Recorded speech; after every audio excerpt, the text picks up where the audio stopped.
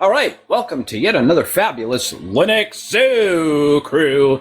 And today on the Linux Zoo Crew, we are going to be discussing the differences between popular Linux distributions. And we're going to try to do this in a way that we're not favoring one distribution or another. So I did my best to select a panel to where we didn't have, so much bias going on and that sort of thing. Because obviously, we are part of the Linux distro community. We love to welcome everybody into our community and, give support for the many distributions out there. I'd like to welcome everybody in the listening room. As Armageddon said earlier, we've got enough people, more than enough people, to have a football game going here and have plenty of cheerleaders and spectators. Welcome, one and all. Before we start today's show, I'd like to share a few words with you with our founder of the Linux distro community, Voltam. Hi, I'm Voltam, founder of the Linux distro community. The Linux distro community is a place for people to hang out and discuss Linux distros, software, and open source. The Linux distro community is a community funded by its members for its members. We are a friendly, welcoming community that encourages people who use Linux operating systems and software to share their passion and knowledge with other people. We believe that when people share information freely, everyone benefits. We'd love to see you become a part of the Linux distro community. You can voice chat with us on Mumble or text chat with us in IRC. Head over to linuxdistrocommunity.com for details. Join in today in the sharing of knowledge and the freedom that a Linux operating system gives people. Thank you. Guys, I did a lot of research the past 2 weeks here, trying to look at different comparisons between Linux distributions that was kind of unbiased. And you know what the thing is, I just couldn't find any really good, because every time I was doing any searches online, I was always finding, either these charts that didn't really make much sense, or why this distribution is better than that distribution and that sort of thing. And the best place I could find a comparison was, believe it or not, the Arch Wiki. But then, it has bias towards Arch Linux. Well, before we begin today's discussion, I'm going to pass the mic over to Shaggy 2Dope, who will be co-hosting our show, and he will introduce our guests. Hi there. We got Ironclaw in here today, Matthew Moore, Pingcast, of course me, Shaggy 2Dope. We got Spatry and Total S today. Hey, Toss, what's up? What's up? Well, speaking of cheerleaders, give me an L, give me an I, Linux, go, go, go. Oh. And guess what, kids? Tonight is a doubleheader. So as soon as we are finished with our discussion here, we are going to immediately go right into the News and Nonsense report, because Toss today isn't going to be available for doing the Sunday night show. All right, so let's go ahead and start off with something boring, and then we'll get to the interesting stuff. Let's first discuss source-based distributions.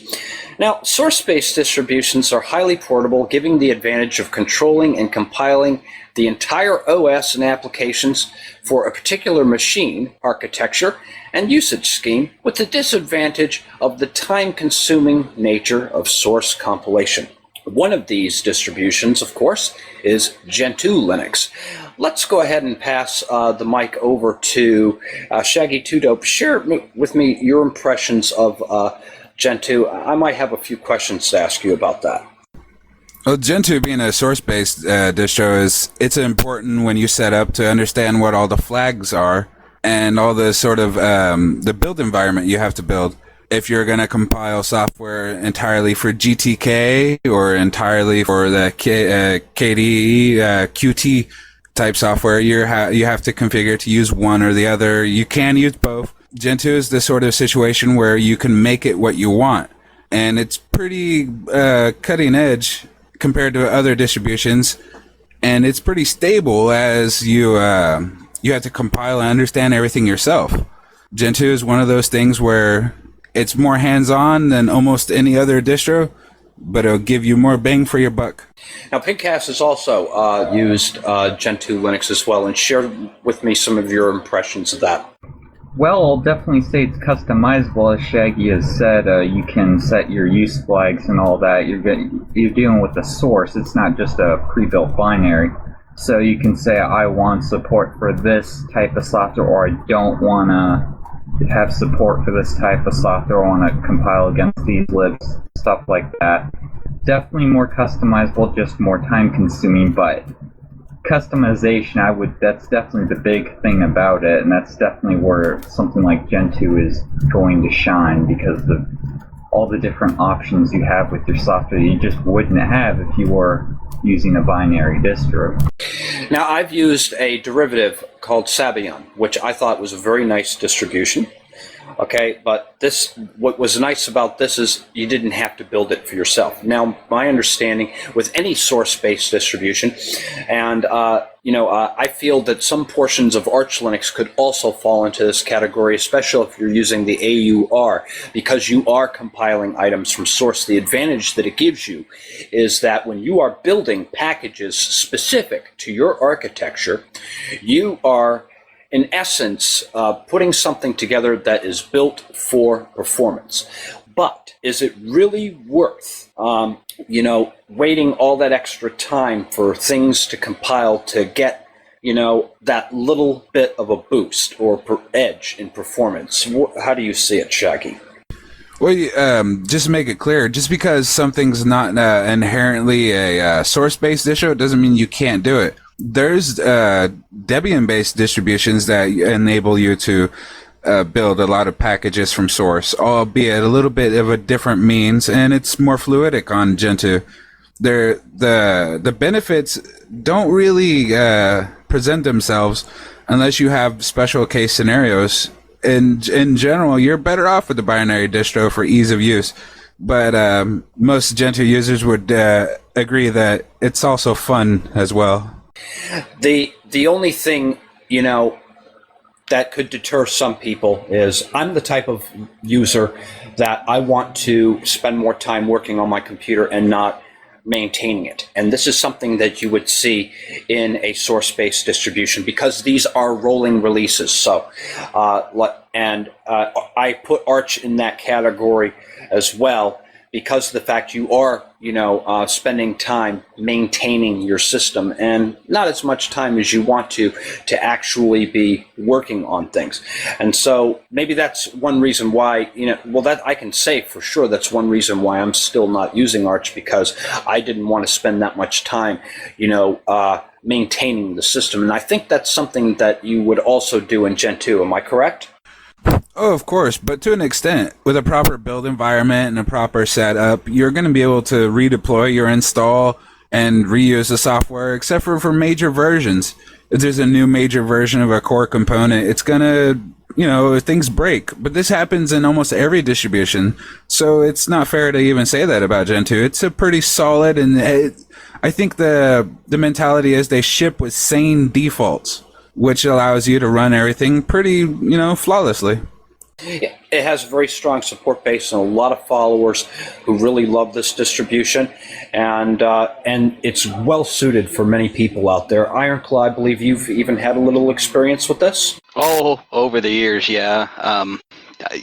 Going back to when there were actually 3 stages to installing, since now, of course, you just do a stage 3, and it's all basically pre-compiled for the base system. Most recently, I did a full build all the way up to, a KDE desktop and all kinds of that, and it took a while. And what I've found was that I'm a little more comfortable on binary distributions just because it is a little bit less in the maintenance department. Now, Acobase on IRC went on to say, but with Arch or Gentoo, with long compile times, you set it up once, use it forever. So that is also a good point. Let's go ahead and move on to minimalist distributions, and there are 2 of them that I can think of right now. Off the top of my head, we have Linux from scratch and we have Slackware. These are minimalist-based distributions, and Linux from scratch. And really, there isn't a whole lot I can cover on this because basically it just exists simply as documentation. The book instructs the user on obtaining the source code for a minimal base package set for a functional GNU Linux system and how to manually compile, patch, and configure it from scratch. But also, Slackware has some of those similar characteristics. And I know Pingcast has spent a lot of time on Slackware. Go ahead and share your views on that with us. Definitely great for minimalism. It has manual dependency handling, so what that means is if you install a package and it needs other packages, it's not going to install them for you, so you're going to have to figure out all of what you needed, which isn't hard. I mean, I'll say, oh, this is missing or this library is missing. You could even Google the error message you get. But it's going to be easier to control the packages that are on your system, so that's definitely going to help with minimalism if you're trying to keep the system trimmed down. It's stable too. I haven't had issues with it. I haven't had it crash on me or anything like that. It's not very buggy.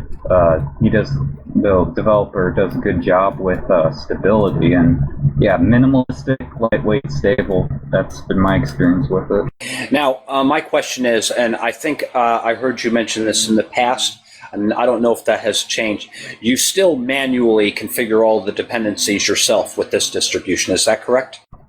Well, that's that kind of almost implies as if you're setting up to auto-install dependencies or something like that. You basically just install one package after the other. It doesn't automatically grab for you. Okay, I gotcha.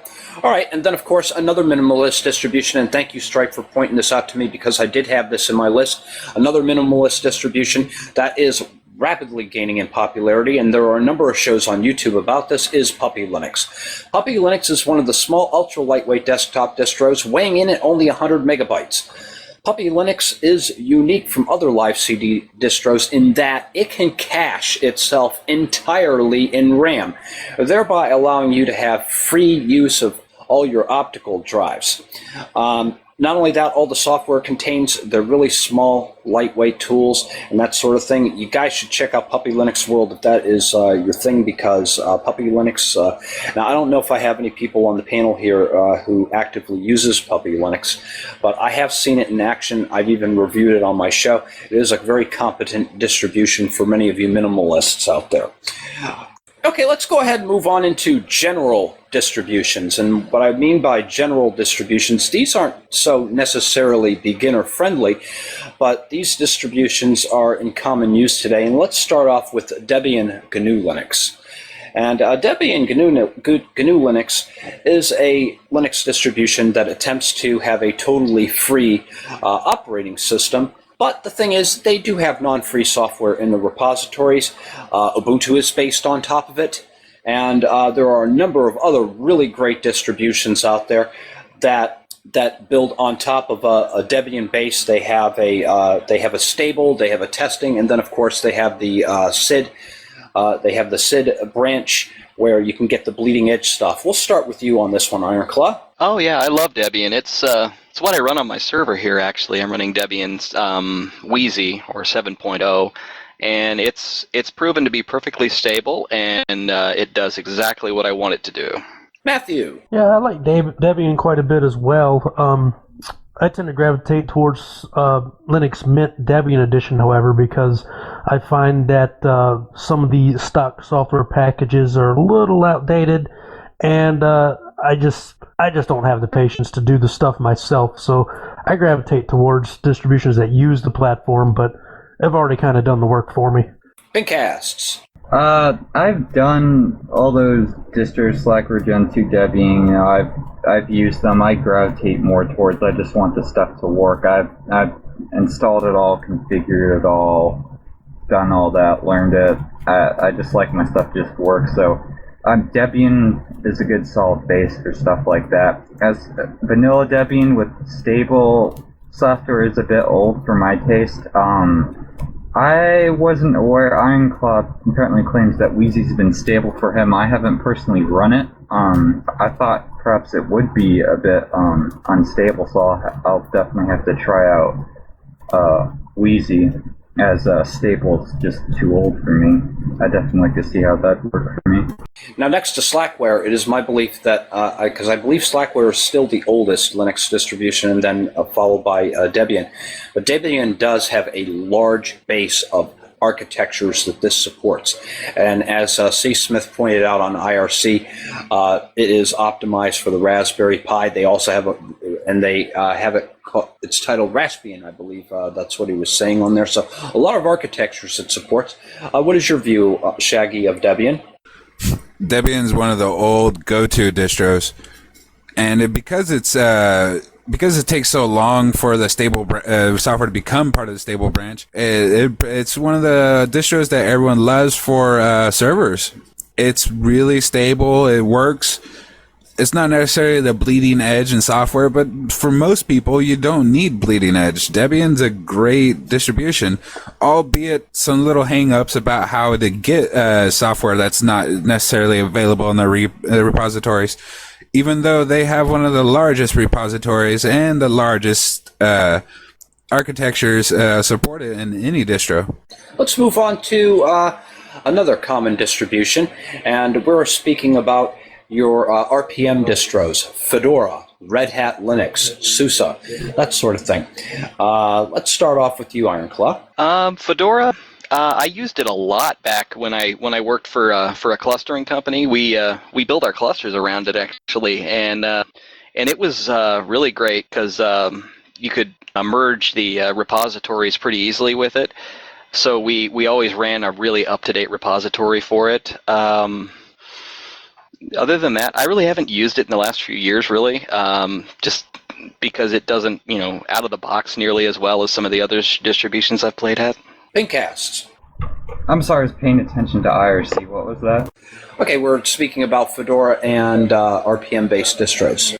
Oh yeah, that's what they're talking about on the IRC. Yeah, I was just thinking about that. I actually haven't messed with those much because my wireless cards on my computers just don't play ball. And I've wanted to, in the past, to use it, especially Fedora. I remember, like, my first laptop, and I saw Fedora 13. I saw the desktop. My brother threw it on one of his computers, and I thought it looked absolutely magnificent. Threw it on my laptop, no wireless. Man, and that's a deal breaker for me. I mean, I do realize you can jump through hoops to get to work, but it's just one of those things I want to work by default. So I actually haven't messed too much with stuff like CentOS or Fedora. Armageddon points out that one of the advantages that Yum has Presto, which only downloads a portion of the package that changed and saves you a lot of download time. That is an interesting concept. Shaggy, your turn. When you talk Fedora, you're talking about the test bed basically for Red Hat Linux. Absolutely. Fedora is a test bed, and you have some of the biggest hangups about Fedora that used to be a huge problem, but it's come around in the last few years, where multimedia codecs, MP3s, DVD software, etc., were always infamously difficult to finagle in Fedora. It's gotten a lot easier these days, and a lot more people are starting to adapt it. It's a great distro based on the RPM package management, but it's still not too popular. So adopting it doesn't make it a good idea for a lot of people. Although it's a stable platform, because Fedora is used as a testing platform for Red Hat Linux. Red Hat Linux and CentOS become a very great server platform. Yes, and it is my understanding, yes, in order to get those multimedia codecs, they have separate repositories you have to put in. And, it's, for me, trying to adopt Fedora would require me to learn different steps. But I think the thing is, it's the same thing when I tried Arch too. While many of these distributions share similar characteristics, sometimes you'll have to hit a different learning curve in order to do the same things you did from one distribution to another. Okay, let's go ahead and move on to the beginner-friendly distros, because I know we've got a lot of beginners that especially watch my shows and that sort of thing, and they want to have good insight on which kind of beginner distributions they should try out. And most of your beginner distributions start out with an Ubuntu base and an Aku base on IRC. I see what you're saying right now. There's way too many of them. I would have to agree. There are a lot of Ubuntu-based distribution, beginner-friendly distributions out there. But a lot of these beginner-friendly distributions do serve specific needs. You have your multimedia beginner distributions for music and multimedia enthusiasts. You have the home distributions. We have Linux Lite for those of you who like gaming and that sort of thing. So let's go ahead and pass the mic on to Toss today. Give us your impression of Ubuntu, Toss. Well, briefly, when you mentioned Yum and Presto, I don't know why, but I was thinking of popcorn. Now I'm hungry, but no. Well, as the voice of newbies, I suppose, I tend to recommend that beginners stick with LTS releases, long-term support. Those are probably going to be the most workable out of the box. As I always say, you will never get a second chance to make a good first impression. If a, Windows, user wants to try something brand new in Linux and doesn't try, say, a newbie-friendly distro, try something that is not newbie-friendly, doesn't work, he or she may not correctly say Linux sucks. So, but yeah, we talked about this in the past. Zorin, Linux Mint, Ubuntu, Linux Lite, and there's some others out there. For beginners, at least, definitely stick with the newbie-friendly distros. And for me personally, my advice is stick with LTS because those are going to give you an extra stability, I would hope, out of the box. And the reason why these are beginner-friendly in many ways is that Ubuntu, unlike a lot of other distributions out there, Ubuntu actually makes sure that they have non-free drivers in their repository so that you can get a lot more hardware working.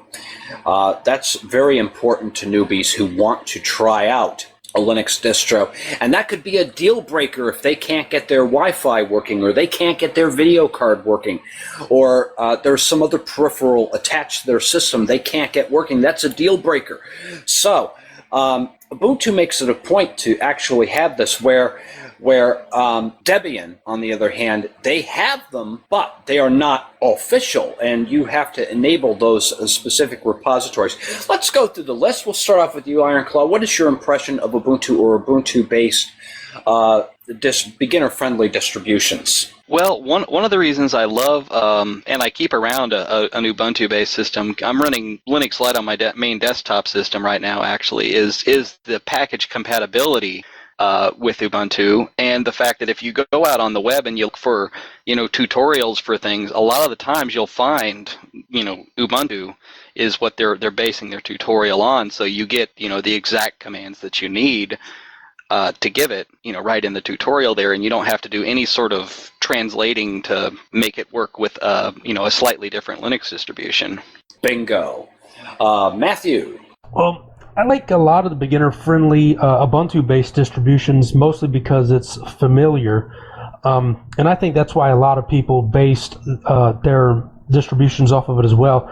But I think they're good because they're so popular. There is a huge community that beginners can get support from. They don't have to look very hard to find it.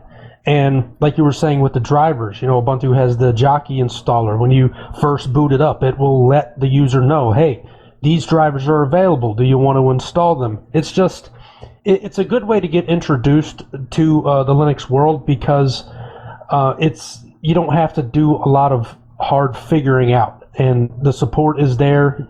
Most of the time, you could just jump into a chat room and ask, and somebody will give you the answer. So it's fantastic that there's such a large community surrounding these very popular beginner-friendly distros. You hit the nail on the head. This is the place right here in the Linux distro community is a place to get support for these kind of distributions. But it doesn't matter what distribution you're using.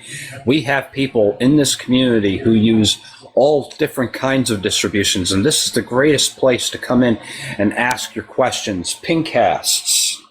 Now you're gonna hate me, Toss, because I'm actually munching on popcorn right now. As for Linux,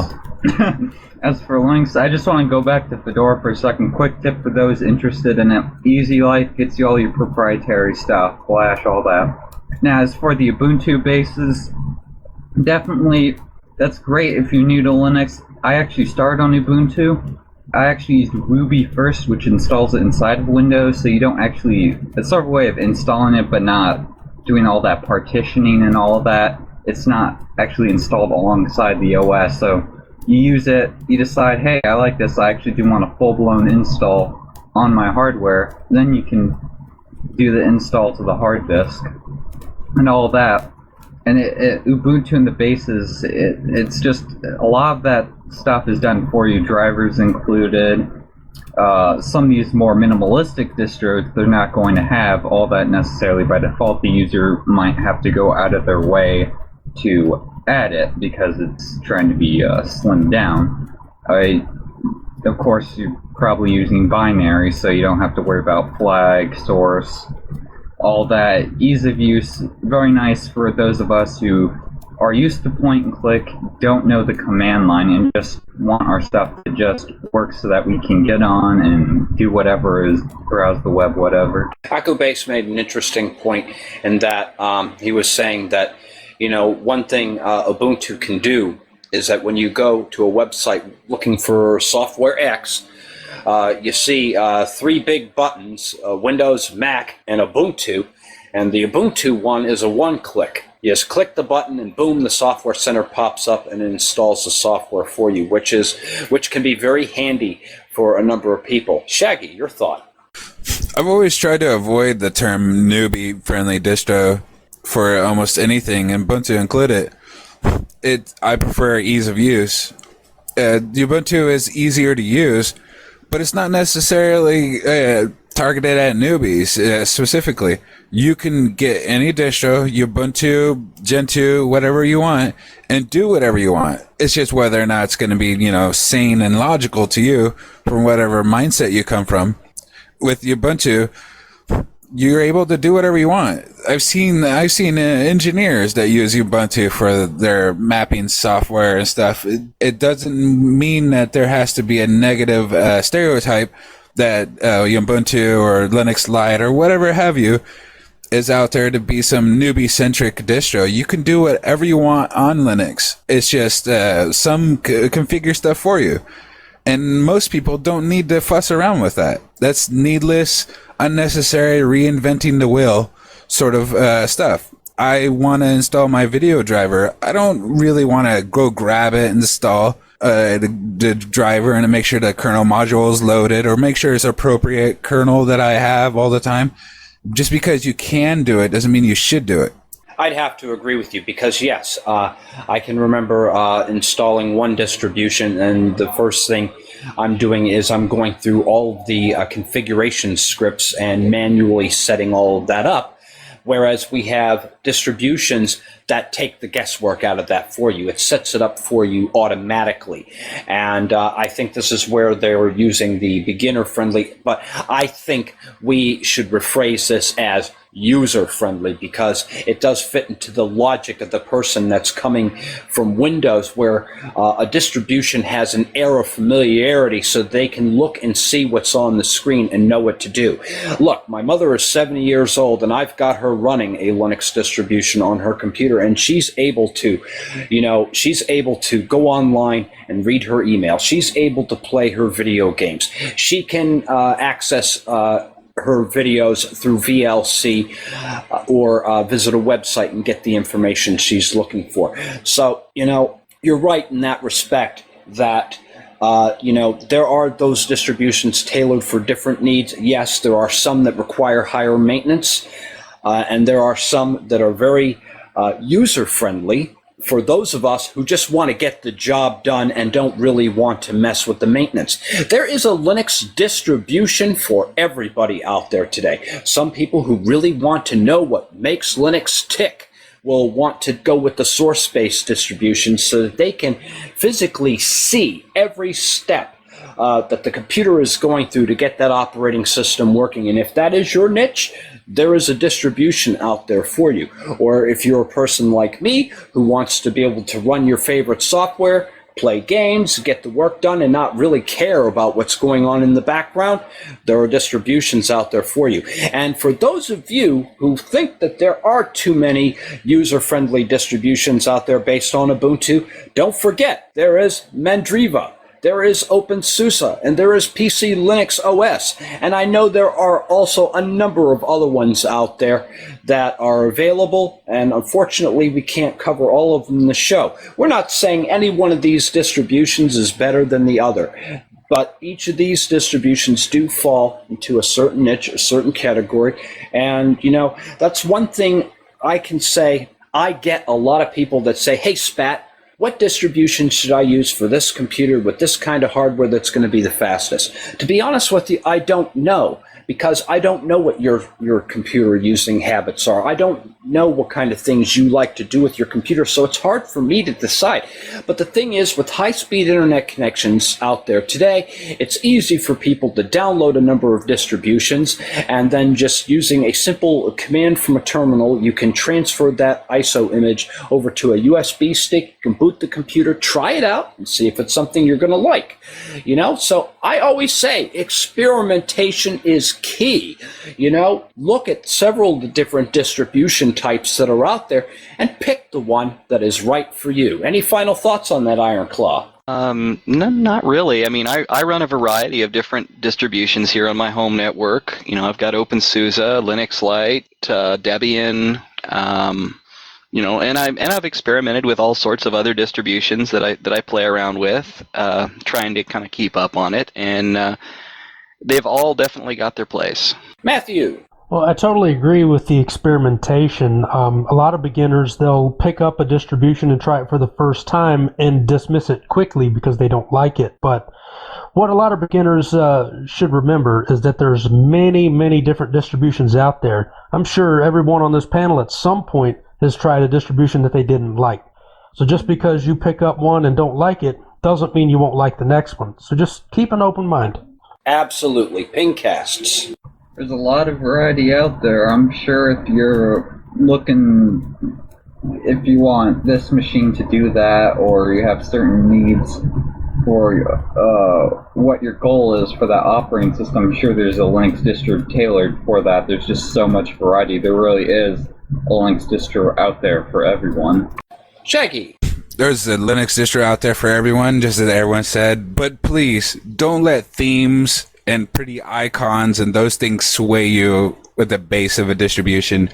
Other window managers and other things can be installed, some easier on some distros than others, but don't let appearances affect your choice and what the software actually provides you.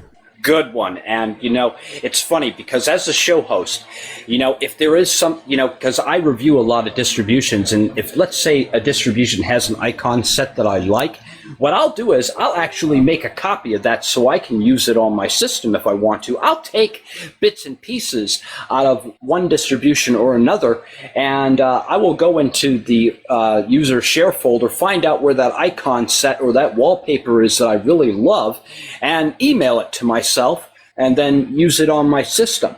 So, and if that's something, the eye candy, there's something that grabs your eye, you can do that and then put that into another distribution. Any final thoughts for you, Toss, before we go into news and nonsense?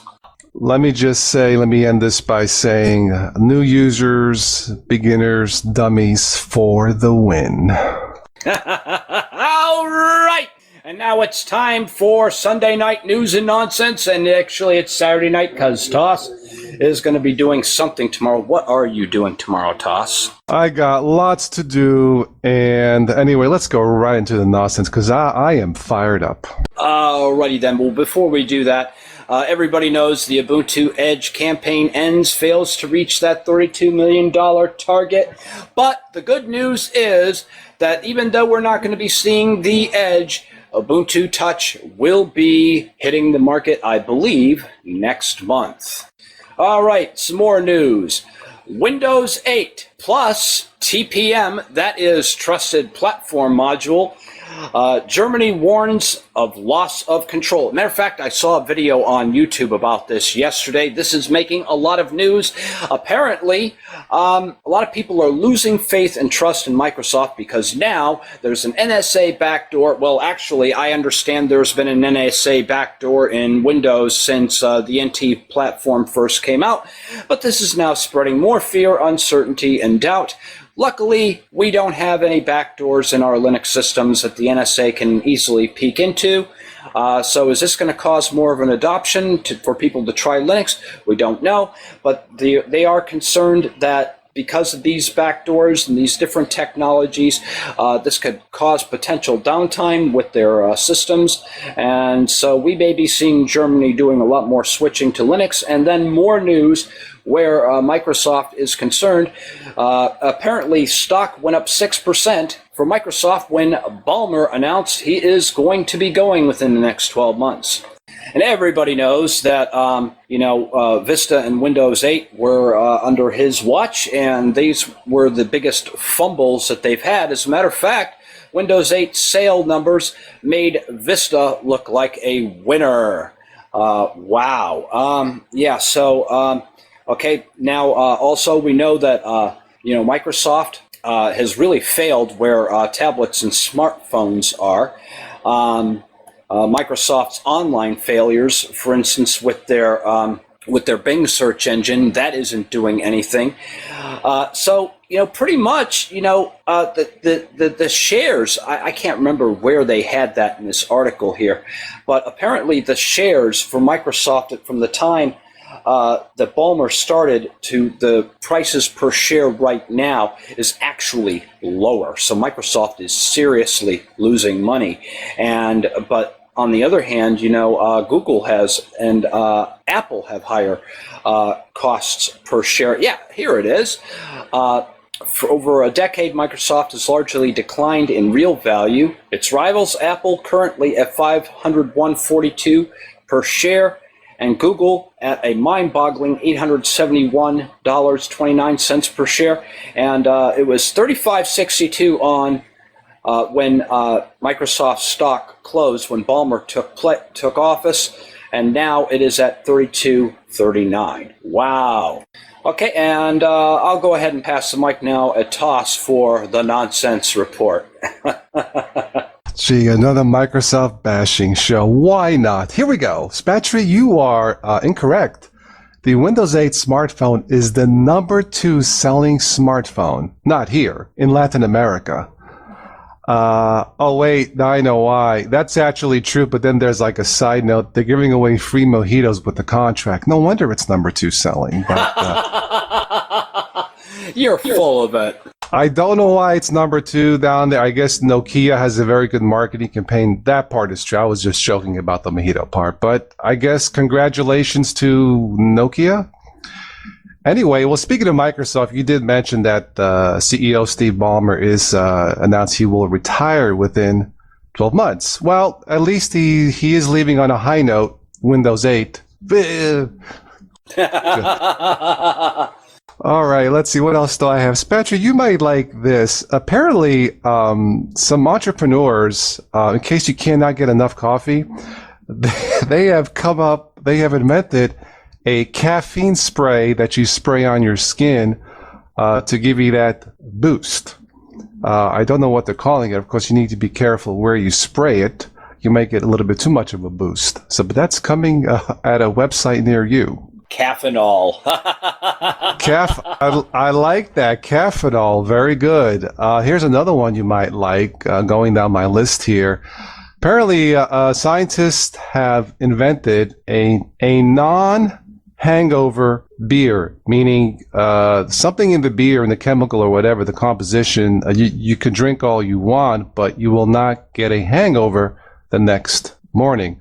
I'm confused. I thought that was the point. Oh, goodness. I haven't had my last hangover since December 2nd, 2009. I don't think I'd want to put that to the test. Good for you, Spatry. Okay, what else do I have here? In other research news, apparently the size of your car affects how you drive. Apparently, there is some correlation where a bigger car equals bigger egos. Yeah, it's the size of your engine. Yeah. Hey, apparently you don't see how people drive down here in South Florida. These guys with these small cars, I mean, hell, you're driving around down in Miami on the interstate at night, and, all of a sudden, this small little tiny Lamborghini, they're doing 120 miles an hour, and it's bumper traffic, and they're weaving in and out and everything. Goodness gracious. Well, that's not an ego, that's stupidity. All right, let's see what else I have here. Okay, well, these next two headlines, Patry, the headlines pretty much, the title says it. Oh, here it comes. The titles say it all, and I'll leave it to your imagination. But here comes the first one. This is the actual news. Goat manure pile catches fire, stinks up Vermont town. Oh, Apparently, good thing you didn't bring up the dinosaur poo again. No, but of course it catches fire. It's horse stable. But no, apparently a pile of goat doo-doo spontaneously combusted at a nearby farm. You know what's funny about this besides the title? I have a vision of 300 goats going after they see the fire. They go, meh, fire. Let's see. Yeah, all right. This will wake you up. This will wake you up. Bare-breasted woman crashes motorcycle on Milwaukee highway. No, really? I wonder who was distracted. Was this during Bike Week or something? I don't know. It probably was. And of all places, Milwaukee. Well, yeah, I used to live in Milwaukee, and they've got Harley Davidson. Hell, they've got more breweries than they have churches there. For crying out loud. But great if you love beer, because every restaurant you go to has its own microbrewery and everything. And I'll tell you what, some really good beer, folks. Well, so if you're Milwaukee, a beer lover, so, yeah. you'll want to go to Milwaukee. Gotcha. There you go. And finally, the Toronto mayor had a special guest, Hulk Hogan. I guess he challenged him to arm wrestling, and the Hulkster lost. Oh, really? Yeah, I don't know. I mean, the Hulk, he's getting up there in age, but he's still pretty big. I think what happened was, Patry, the Hulkster drank too much of that Milwaukee beer, and he wasn't quite up to the challenge. Yeah, Hulk Hogan, yeah. Well, yeah, he is getting up there in years and everything, and while he still may be a big person, hey, these people are going to eventually stop in, and, well, that's a cool deal. Anything else? That is it for the nonsense news for this week. So unless you have something else you would like to add, my son is actually sitting on the lazy boy going, come on, finish up already. I guess you must be planning on doing some Halo tonight, hey? Well, we need to go out. He wants to get a snack, and then he wants to come back and play his Black Ops stuff. Jeez, enough already, the killing. Come on. All right, I'd like to thank Ironclaw, Matthew Moore, Pinkcast, Shaggy Toad Tudo, and thank you, Toss, for joining us. Wow, I can't believe the number of people in the listening room. Geez, we've got 2 football teams worth of people in here, plus cheerleaders. We've got a huge turnout tonight. Wow, well, guess what? Next week, we're going to have another Linux Zoo Crew, and it'll be my 45th birthday, too. Yeah, my mom was looking at me. She says, what do you mean you're going to do a show on your birthday? I says, well, hey, I'm going to sit at home and do a show. At least I can be home, be sober, have fun with my Linux family here. So we will be having a Zoo Crew next week. For those of you who have me on G+, you will be getting a notification of the event. And, of course, we will be announcing the LDC giveaway for September. So you'll definitely want to tune in to find out what it is the Linux distro community will be giving away in September. So be sure to join us next week at 8 p.m. Eastern Standard Time, UTC -5, and you'll find out what that is, and you'll also find out what our topic is going to be. Thank you, all of you, for joining us, and we will see you next week, same time. Ciao. Today's show was brought to you by the Linux Distro Community. Visit us today at linuxdistrocommunity.com and chat with us on Mumble or in IRC on the Freenode network in the Linux Distro Community channel. The Linux Distro Community. Freedom through the sharing of knowledge.